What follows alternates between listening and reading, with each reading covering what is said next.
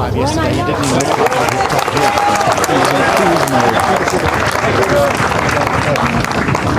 That's fabulous. That is perfectly placed because it's a back right flag. This is the hardest hole on the golf course today, the first.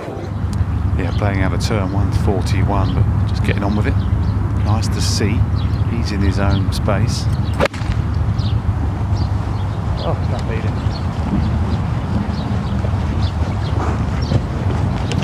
Well, from that range, that is a very poor shot. That is really unexpected.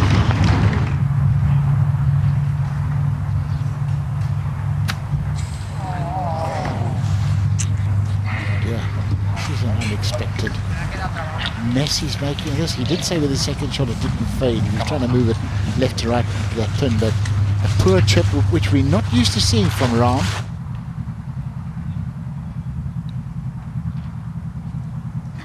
He's got it. That is a huge par. My goodness me, Tony. He's not nervous now. That's settled you know him what? down. Maybe nerves is the wrong expression, but expectation. He's got massive expectations of himself, hasn't he?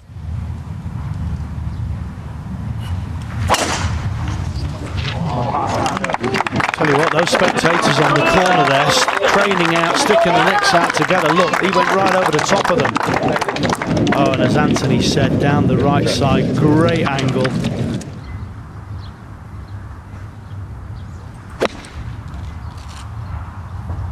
And he's a good shot now after the first hole. Spin now. Oh, this is just wonderful.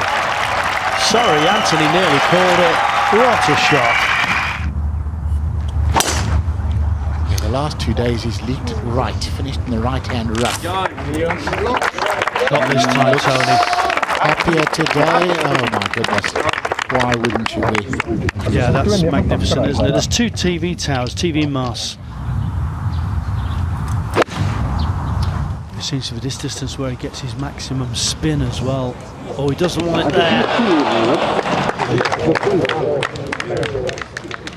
That's a bad shot. That really is. He could land that at least 10 past. Just left of it, and you can see he's annoyed. Apologies for the bad language, but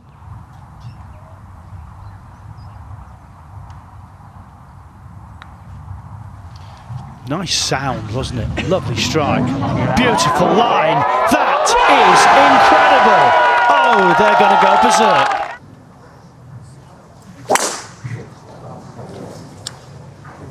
He's overcut this, and that won't get down the bank.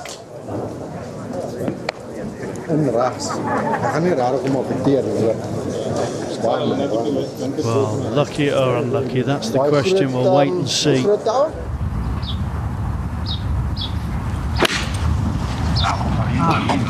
So hard to get side spin on out of that thick grass, though.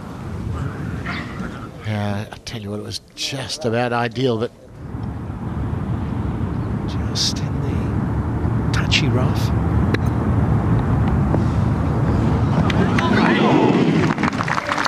yeah, we take by.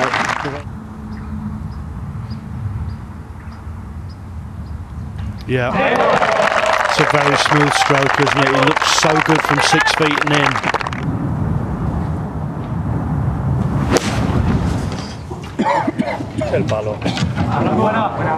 Complete commitment.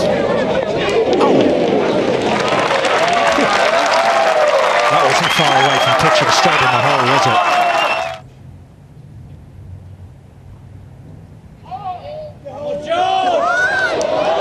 He's walked it in there, Jon Rahm. It's a 4th birdie on the front 9, and he moves to clear. What's going through Jon Rahm's mind? Is he going to take it on? 6 iron. Hopefully not the tee shot he hit on the second day, which was 30 yards right. And believe me, that was in his mind. And that's actually a good shot.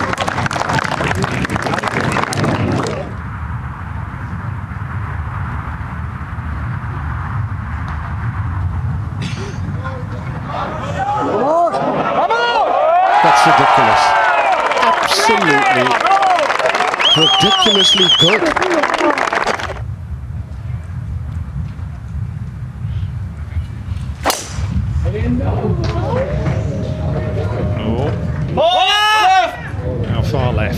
the question. Yeah, that's not good over there. Right is a better miss than left. You've got all sorts of problems down there. He's fully entitled to back into the little branch. He's got to take his stance. He's allowed to do that. He just, I think, just wanted a pair of eyes in there, which is exactly right. He's got a backswing just past waist high and just chop it forward. Well, not quite out onto the shortstop, which will make a bit of a difference in terms of the control of the next one.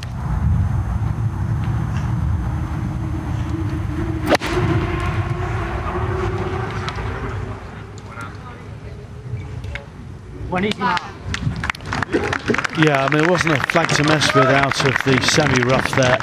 And I think in his mind, John knows if he makes a 5 here,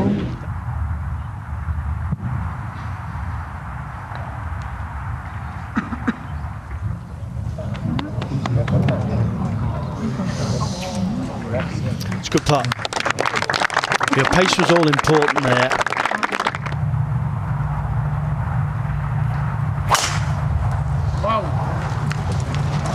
Well, nothing left behind, as always. A little bit angry about the bogey at the last, maybe.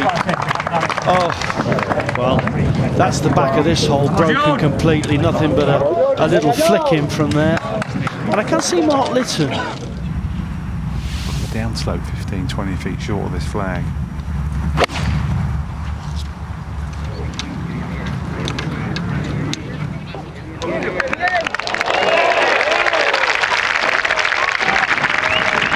As expected from that range. So after the bogey at 12. Yes, comes the birdie. Trees aren't in play. It's going to have a bounce for sure if it pitches the putting surface. Well, let's see if they've worked it out between them. Oh, they have. Yes, they have. Yes, they have. Can't be. Oh my goodness me!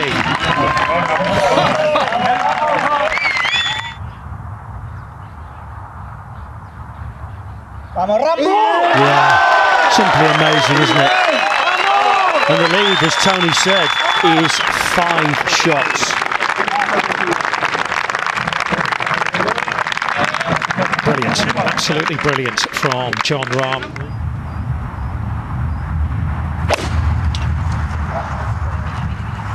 Well,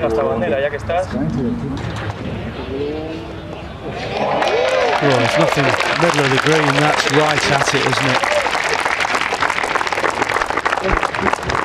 What a performance. Brilliant so far from Rahm. Surely on his way to victory here in Spain.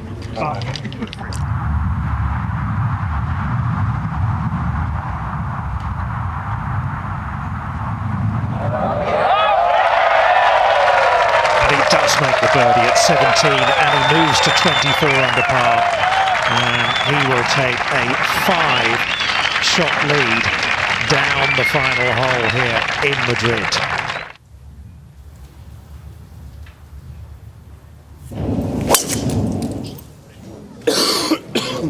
That's a great line.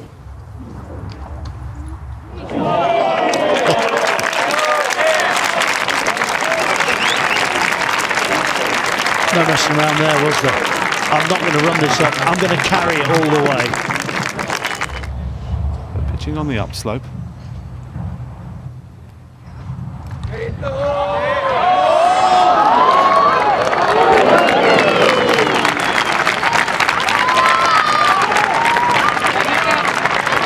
That'll do.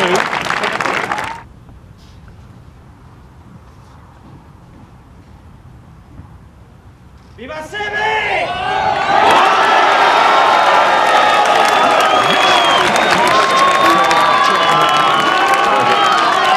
You heard the shout from the crowd, Viva Seve, and he does match the great Severiano Ballesteros as a 3-time Spanish Open champion, and he has done it, my word, he's done it in style with a closing 62 here at the Club de Campo.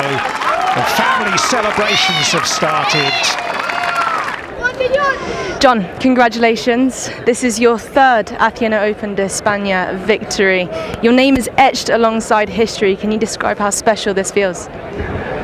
You might need to ask me in a few days, because I take quite a while to process these things. But it was the goal coming in.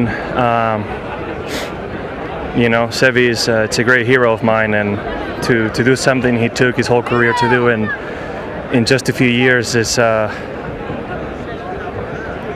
quite humbling. I'm not gonna lie. You know, this I understand it might not be the strongest field I play all year, but sometimes this can be the hardest to win, right? I'm at home. I'm supposed to win, right? Everybody's betting on me to win, and to come out and play a Sunday like I just did, it's hard to describe. My lowest round out here, my lowest score out here. It was pretty much a perfect week. The only thing that'll make it better is if my wife and kids were here, but you know, it was the first one with the newest one with the Neko, so that's I'm glad that shortly after each kid I've won a tournament, but you know, I have a lot of family here that I don't see throughout the year to celebrate with. And speaking of Sevi, his 50th and last victory was here. So with that in your mind, I'm sure he's looking down and very proud indeed. For you, how influential was he in your career, and how much of your success this week was thanks to that? He wasn't really somebody I really thought about that much until I got better at golf. Obviously, I wasn't good until I was 13, 14, and when I started getting better, I learned a lot about him and what he did. I've spoken many times about how, because of that 97 Ryder Cup and Sevi making that happen in that week, some friends of my dad convinced him to start playing golf. Otherwise, who knows what I would be. I mean, I'm here because of that alone. So, and everything else is done. The path is paved for so many of us, and not only him, but then Ollie afterwards and Sergio, right? I mean, Sergio's been instrumental as well. Somebody who carried the torch after them for so long. So, you know, it's not only for me, and it's also for them, and hopefully for many to come. Well, you touched on your wife and 2 children back at home. It's not often that your family get to watch you play. Yeah. Your grandmother and your parents are here as well. So how special is it to share this historic moment with them? I can say, I know she's watching. Hi, Kelly, Kepa and Neko. They're in a little vacation right now, so I hope they have the volume on. Hope the kids had a good night. That's it. That's the most important thing right now. And it's emotional. It's emotional. Going up the 18th hole, I knew what was about to happen and what happened all week, and you know, to get it done like that, it's I can't describe it. You know, it's a lot to process. Well, Jon, you're a true superstar. Thank you for your support this week, and thanks for everything. Thank you very much. Thank you. To watch another DP World Tour video, click here, and to subscribe, click here.